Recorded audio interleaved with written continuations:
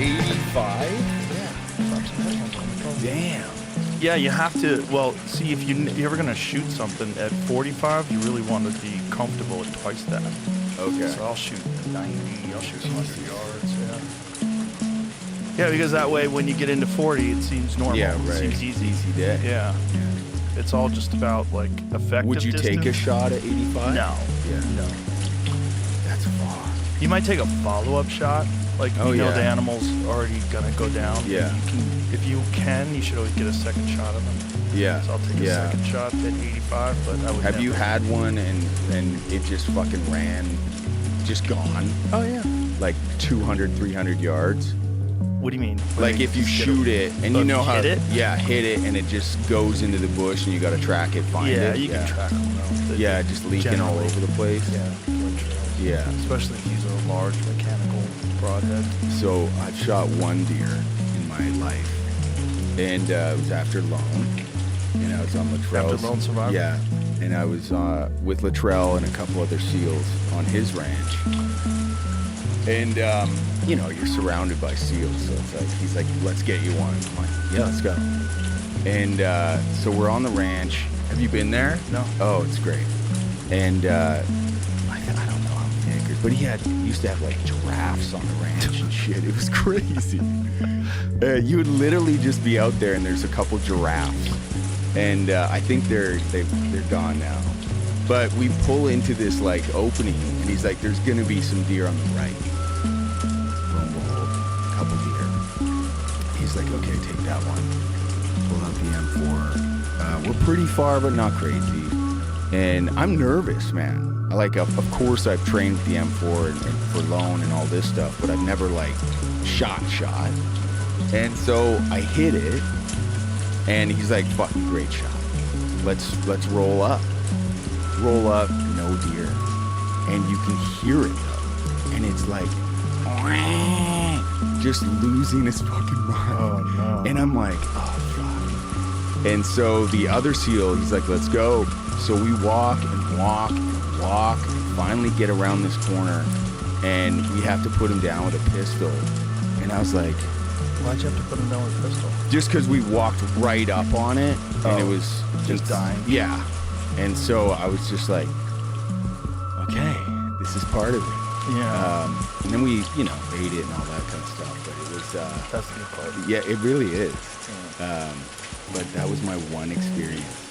But I did go with my bro loves hunting, and we went out in Montana, and there's on a friend's ranch in the backcountry, and he was bow, and I love tracking animals for photography. So it's the same thing, watching the wind, getting up fucking before light hits, just getting deep. You're way up there too, calling, all that kind of stuff, and it's just so fun. And once you get in tight, your adrenaline's just buzzing. And we had eyes on this like big boy. And so then I'm doing he's like working his way up the mountain, up this pass. And I'm doing the antlers against the tree, and then the antlers, and getting it angry, getting it worked up, and it starts bugling even more. And you're like, I'm not even taking the shot. And I'm like, this is fucking legit. And he pulls his fucking mask down, and he's like getting into it. I see him like army crawling up there. Missed. But we had a blast. It's more of like a bonding experience, man, than anything for us. But It's a very intense experience, especially It really is. because they scream, and Truly. the sound like gives you goosebumps, it does. especially when you're close to them. Yeah. And it just goes through your body. It shakes you. Yeah. There's nothing like elk. I know. It's, I know. It's really fun. Yeah. But it takes a lot of work. It is. You earn it. Yeah. It's a different hunt, right? Than just rifle. It's just rifle up there, and at least in that area, it's like sometimes your hunt's under an hour. You know, with bow, you're in one. Yeah. This is days, possibly. Oh, you for know? sure. Yeah. Especially if you want to get within 50. Yeah. And then if That's the the wind magic. swirls, Yes. Yeah. Throwing up the grass, checking it all the time. Fuck, it's so fun. You live in Montana now? I do, yeah. How long you been out there? just over 5 years now. That's yeah. awesome. What yeah, made this you choose that? man, flying into Austin, I was here 16 plus years, so it's just memory fucking lane. It's crazy. Oh. Crazy. This is where it all started, man. Really? Yeah, like Friday Night Lights. We were like School for the Deaf just down the street. Land in the airport. Dillon Field was just across the airport, so many memories. Pete and I, we were staying at the Four Seasons, shooting the pilot. Learned to box here at Richard Lord's. If you don't know this guy, he's fucking amazing. Richard Lord? Yeah, Richard Lord. There's a doc on him, actually. He's up. I don't even know if he's still around. He was pretty old when he taught me how to box. But, wicked dude. Just zenned out. He was probably in his mid-60s, so he'd be up there now. But, yeah, Pete literally was like, before we hit camera, it was like, hey, you want to go box? And I was like, all right. And I loved it. And I still When you say box. Pete, you mean Peter Bird? Pete Bird. Yeah, he loves boxing. Yeah, He's got yeah. his own gym Of in course. LA. Yeah. Of course. I do not spar with him anymore. It's Dirty Pete is his fucking boxing name. I bet you he didn't fucking tell you that, did he? No, why is it Dirty Pete? Because he's earned that, man. He's, so, you know, you'll do body shots only or stuff like that and spar. Keep each other honest. Right. But fuck, you get him once, there's no rules. There's no rules. And it's like you're on camera in like a week or something like Try that. to give you a black man. eye. And then you like take it and you're kind of shocked at first. It just goes from like 2 to 11 so quick. That's funny. But yeah, it's the best workout. We have a gym connected here. So the last time we was No here, way, here? Yeah, it's right next door. We have a No big shit, gym. smart. So we worked out together and cold plunge, the whole deal. Yeah. He gets after it. He does. He pushes. I mean, even when we shot American Primeval, he was his little garage setup, man. Cold plunge, steam room. Like he's gotta have it. Yeah. He's gotta have it for that brain of his. Yeah, American Primeval was fucking awesome, dude. Thanks, man. That show's so good. I started watching it with my wife, and she's like, "Nope, gotta go." She can't handle. It's a lot. Things get intense. That's a fucking intense, but also probably super accurate. Yes. Like one of the most accurate representations of what life was probably like in the West back then. Yeah. I learned so much on that, man. I mean, living in Montana, I got to this cowgirl friend of mine who I met at that ranch. Had been working with this shaman just outside of Livingston, and I was telling her I'm playing a guy like kind of raised by Shoshone and all this, and like that was kind of where I hung my hat of like if this guy lost his family at 6 or 7 and then adopted or sold to the Shoshone. This is who he is. He's more Shoshone than he is white. So I started working with this shaman, which was incredible, and then went down to the Shoshone Reservation, Wind River, worked with the elders there. It's tough, man, because obviously going there, you're like, and they knew I was coming, but it's like you're talking to these elders, and it's like we meet 5 minutes in, and I'm like, so what do you guys do when you bury your wife? And you're asking these heavy questions. Cultural questions. Yes. Yeah. That is true meaning behind it all. So she took a long beat and she's like, I'll get back to you on that. And then I went into this other room at the school there, and this other elderly woman comes in a wheelchair and she sits there and she's like, what do you want to know? And so we just sat there for hours, and she was incredibly transparent and just really open. And I would take all this and go to Pete and be like, listen, if we gotta honor these guys, so let's do it right. And he was all ears. And the Shoshone was very tough to learn. When you say working with a shaman, like what did you do? Yeah, so we'll do like 2-hour sweats. Like a sweat lodge? Yeah. How do they have that set up? Like a fire in the middle of it or something? Yeah, so it's fire is always burning before you start the sweat, and then he'll grab river rocks from Yellowstone River, and then the fire's going, and he'll bring these rocks that are in the fire into the middle of the sweat lodge. And there's 4 doors to this one. and you'll fast the day before, and you'll put the river rocks in the middle, and they're smoking hot, right? And then he brings river water from a spring or whatever, and then you fast, and then you have your intention ties. So you would sit down with them for an hour or two and talk about what you want out of this. Sometimes it's like, do I want to have a kid? Or a buddy of mine was using heroin for something, so I would bring him and have a sweat and just give him my energy in the sweat to help him. Or my dad passed or something. Or it can be light too. It doesn't have to be so heavy. But he's been amazing. Like before, like I start a movie in a couple weeks, and I'm just gonna go do a sweat and get ready for that. And whatever energy he's gonna give me to go into this shoot. And then for Primeval, it was fucking beautiful. Like I wasn't a good rider, I'm still not on horses. And he gave me, like my horse has a feather. If you really watch, I had 4 horses in it, but my first horse has a feather in him. And I wanted to do all these and honor the horses, which obviously the Shoshone do. So he just taught me a shit ton about just to honor that tribe and honor what they do and to be as authentic as possible. So that helped me root Isaac so much. But Wow, yeah, that's such an intense character. I imagine you're playing a guy who's a white guy who's like deeply ingrained with Native American life. So it's very conflicted. There's a lot going on there, but you want to embody what this guy would be like. Yeah, and you meet him when he's mourning, right? And he's lost his wife and his son, and he married into the tribe. So the female chief, I married her daughter and had a son. And so when you meet Isaac, he's just in mourning, and everything is full circle. Everything is circular with them.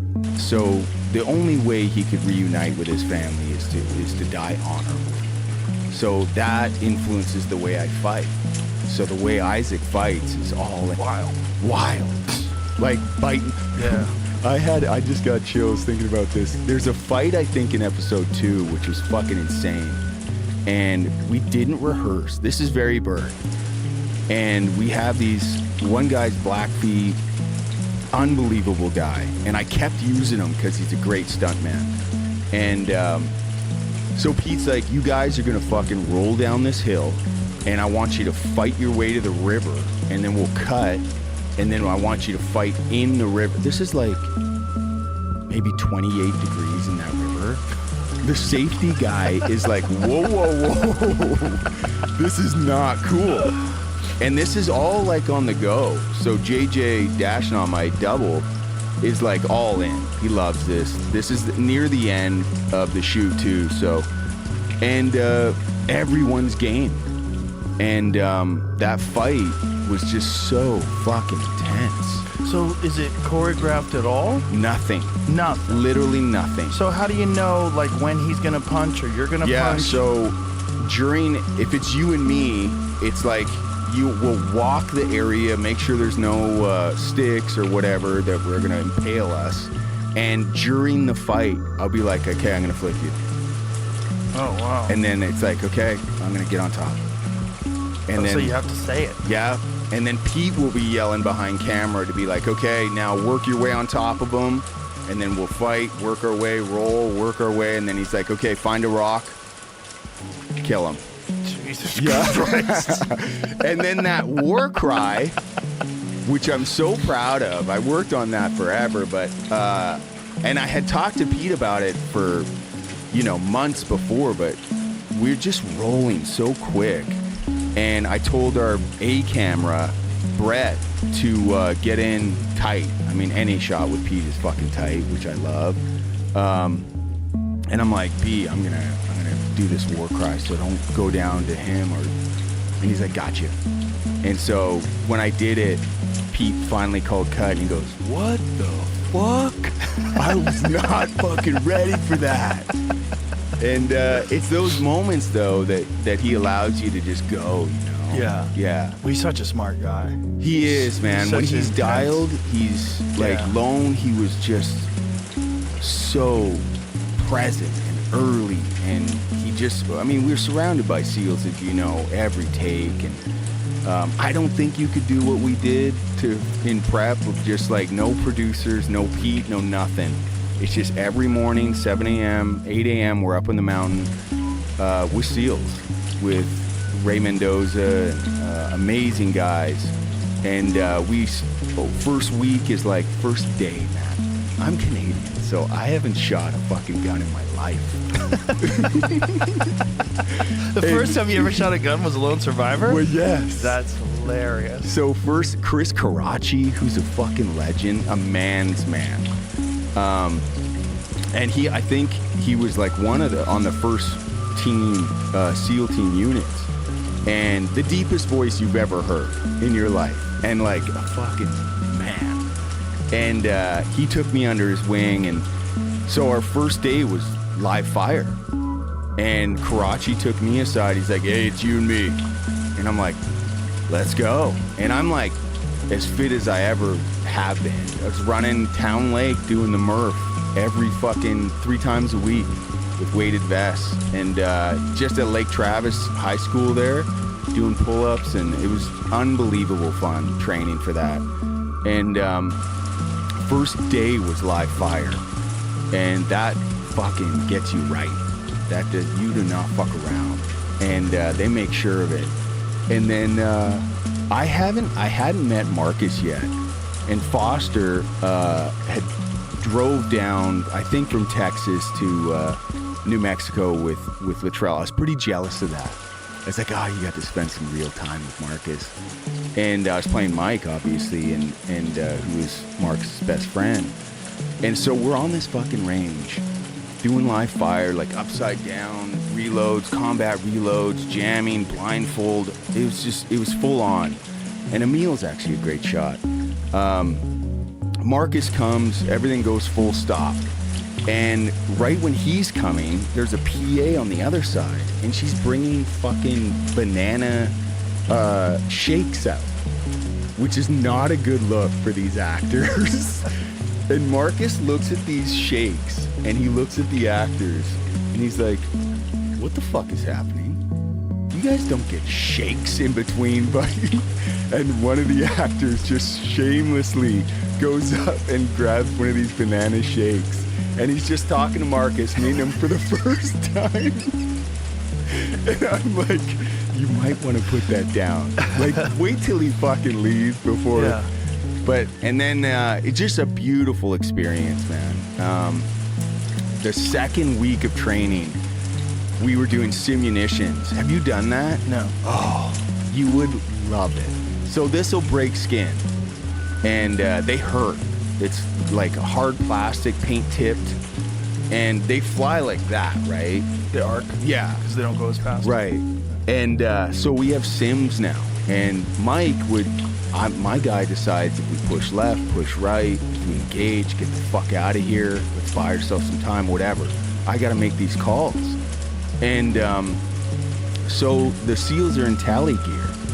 And they're like, go up the mountain. What's tally gear? Taliban gear. Oh. They're all dressed in tally gear. So we meet up at the bottom of this fucking mountain, and they're all in Taliban gear. And you're like, oh God. We're so fucked. So they're like, give us 10 minutes, and when you get ambushed, we're going to watch, and we're going to engage, and we're going to see what you do, see what you've learned the last week. And you're like, all right, let's go. So it happens, and you're just walking, right? Just like we are in the film. You're just walking and waiting to get ambushed. You know shit's about to hit. And so they hit, and you hit the ground right away to figure out where the bullets are coming. And you can hear them, which really sets you straight. And so I'm looking over at Emil, and I'm like, fucking 12 o'clock. They're just straight up in these trees. I'm like, 12 o'clock, fucking push right. We got to get because we're in this open field. I just got chills. We're in this open field. And I'm like, get the fucking cover, dude. We gotta fucking fight our way to cover. And Emil's like taking his time. And he's like, bro, fuck. All right, it's fucking intense.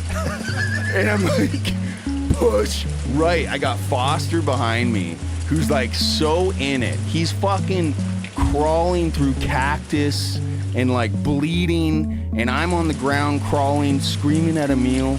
Marcus comes out full. We got hammered. I literally don't think we got through a mag. Like, and Marcus comes out, and we're not laughing, but it's too light. Like, we're taking it too lightly. And I'm like, Emil, you gotta push, man. If I'm pushing, if I'm telling you. So Marcus comes in and he's like, full stop. And he goes, I thought he was gonna rip Emil. And he comes over to me and he's like, is this funny? And I'm like, no, sir. And he's like, do you understand the stakes of this? Like, every one of you are fucking dead. You're all fucking dead. And so he just rips me. He's like, it's your fault. This guy doesn't want to fucking move.